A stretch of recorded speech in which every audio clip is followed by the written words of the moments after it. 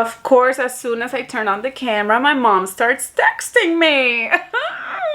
Okay, mother. Remember to set your boundaries, kids.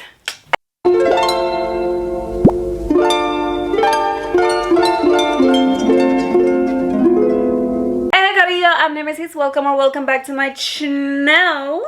Alright, before we get started, as per usual, let's talk about the song of the motherfucking week. Okay, so I have a few contenders for this week's song of the week, but there's just one that just did the most. They exceeded the expectations. They delivered. I am talking about Mr. Lil Nas X. His new song, Montero, Call Me By Your Name. Speechless. And he not only gave us a song, he gave us a full-blown music video, a full production. If you haven't listened to it, please do yourself a favor. Okay, that's it. Let's move on. So, as you saw by the title of today's video, you already know what we're gonna do. We're gonna talk about the new Fenty Beauty Skin Tint. I'm gonna do a little wear test for you so that you can see how the the skin tint looks at the end of the day. I'll zoom in and out so that you see every single detail and you can determine if you want to buy this shit or not. Oh my god, wait, I should make that a series. Should you buy this shit or not? Did I just do something? I don't know, I'll think about it. Okay, so first, let's do some skin prepping. I already did my skincare and everything, but Miss Fenty has been advertising this product to be used along her, what the hell is this called? Hydra Visor. I think it's because this doesn't have SPF. This is not mine. This is my boyfriend. But I'm gonna use it today. He's gonna be mad when he sees this, I know it. So this is gonna be kind of like my primer. Okay, so moving on now to the skin tints. So you can see I got two different shades. I got shade 11, which has neutral undertones, and I got shade 13, which has warmer undertones. Right now, I'm in my ashiest state. I'm still pretty pale. So right now, I'm gonna be using the shade 11. I bought shade 13 for when the summer hits, because when I tan pretty golden. So if you are near my skin tone, just know that both of those shades will work for you. All right, so the way that Miss Fenty advises to use this is just to rub it in your hands and apply it. And that's cool for me because that's the way that I usually apply tinted moisturizers or skin tints. But for science, I'm just going to do one side of my face with my hands and the other side I'll do it with a beauty sponge. I'm just gonna do this side of my face. Let me zoom you in. All right, there we go. So that you get a good look at my acne scars. See, that's such a freaking good match with my neck.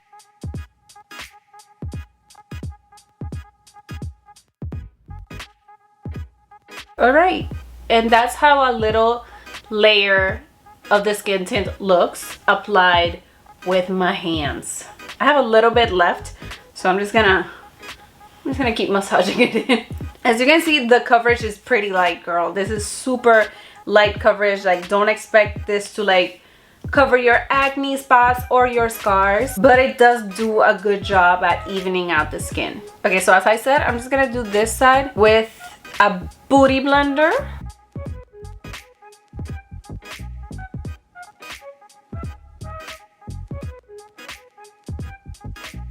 All right, and there you have it. So this is a side blended with my fingies, and this is a side blended with a sponge. It's not that huge of a difference, but from what I'm seeing in the viewfinder and in my mirror, I think the most coverage was achieved with the sponge. I love how just one layer of this looks like, because I know I can target the rest of the things that I want to cover with a concealer and it'll still feel like my base is light and comfortable. So honestly, I would just leave it like this, but for the sake of science, for the sake of y'all, let's see if I can build this side up a little bit with the sponge by adding one extra little thin layer of product. All right, I'm just taking that much and just, you know, spread it around. That's it. I used the entire drop.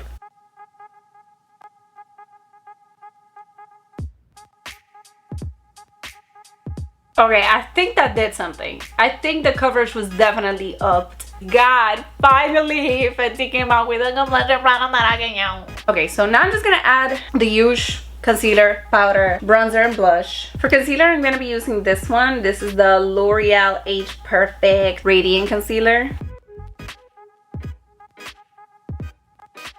Also, I don't know if this is kind of random, but it was important for me to show you guys what this foundation looks like on my skin, because there's this misconception in the beauty community, I guess, that like skin tints are only for people that have perfect skin. Anything that has to do with like low coverage, you're like, oh yeah, that's for like pretty girls that already have perfect skin. Absolutely fucking not. Miss Ma'am, I don't have perfect skin, nowhere near perfect. I have acne prone skin, I have so many acne scars, it's fucking ridiculous. And I still enjoy a low coverage to medium coverage skin tint. Okay, so I just want to give you like a good zoom into my skin before I set it with powder. Okay, so this is it. She's very radiant, very, very glowy. Yeah, let me just set it with powder. For my under eyes, I'm actually gonna use another product from Fenty.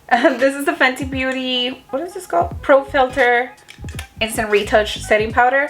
I got mine in the shade Banana. Look at the fucking difference. Grrr. I only use that Fenty powder to set this area, just my under eyes, because I really need them to be matte, and this area right here because it's my oiliest area. But for the rest of my face, this is the powder I'm gonna be using. This is the Kosas Cloud Set. Mine is in the shade Pillowy, and I just use her like on all the other areas where I want some shine control.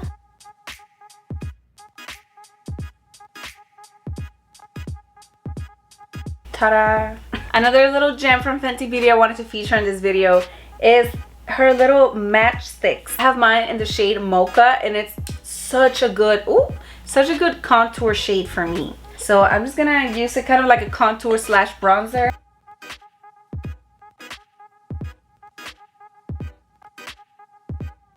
And to finish the base, I don't have a blush from Fenty Beauty. So I'm just gonna be using this one. This is from Patrick Ta, one of his blush duos in the shade She's So LA. I'm just gonna use the cream side though, because it kind of acts like a blush and a highlighter in one.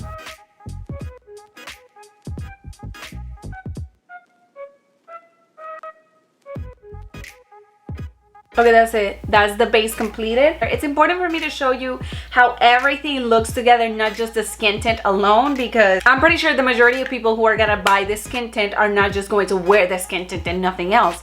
You should be able to see how the skin tint reacts to other products that I apply on top, if it disturbs the skin tint. I'm just gonna go do my eyebrows, put some mascara on, a lipstick, and I'll be right back. Okay, hi. I did the rest of my makeup. I did nothing like crazy. I want to keep this very skin focused. Let me give you one last close-up of how the skin is looking now. At first application. Okay, so right now it is 10:08 a.m. So we're gonna do a little 10-hour wear test. So at 3 p.m. I'll do my first check-in to see how it's holding up. And then at 8 p.m. I'll do the final check-in, and we can, you know, reach our conclusions as to how long wearing this is, because that's one of the claims, that this is supposed to be long wearing. I'll see you back at 3 p.m. baby girl. Okay, hey, I'm coming at you from my phone because I'm outside and it's already 3 p.m. So I wanted to show you the 5-hour update, and I haven't taken off my mask, so I don't know what the result is gonna be. Okay, oh Lord, yeah. The mask definitely did damage, but if I'm being honest, I think most of the damage was to the blush and the bronzer instead of the skin tint. Look at the mask. But yeah, I mean, the skin tint doesn't look bad at all. I think what looks the worst is definitely the blush. There was some transfer. That shit nasty. But that's it, y'all. I will see you, when is it? At 8 p.m. 8 p.m. for the final check-in. Okay, hi bestie. Okay, so it's already late. This is the time. Oh wait, I have a weird notification there that you shouldn't see.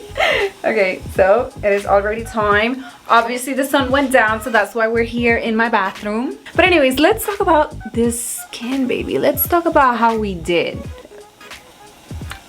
Listen, in my opinion, she did well.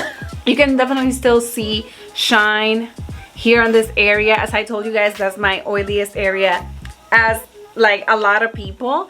And after the powdering that I did, I think it controlled the oils pretty well, because I mean, obviously you can see shine, but it doesn't look nasty. I think what the mask disturbed the most was, as I said, the blush and the bronzer, because I don't see any patchiness on the actual skin tint itself.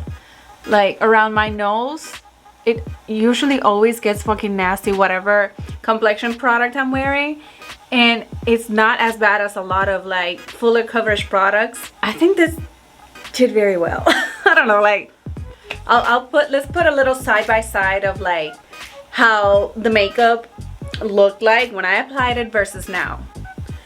Like, I don't think there's that big of a difference. I don't know.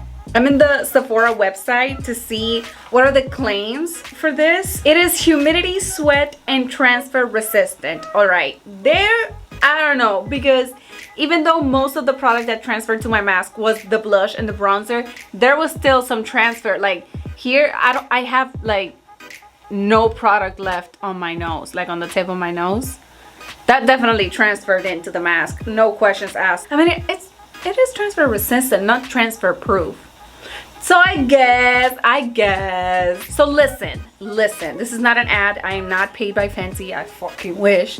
But like, honestly, truly, I think the skin tint is worth it.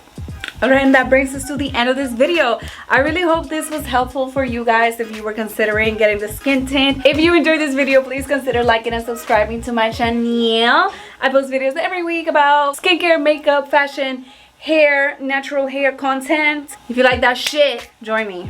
Also follow me on Instagram at Mimeo6 for more pictures of my face, and on TikTok for more personality content. Let's get to know each other, let's connect. And last but not least, have a great rest of your day. Okay, bye.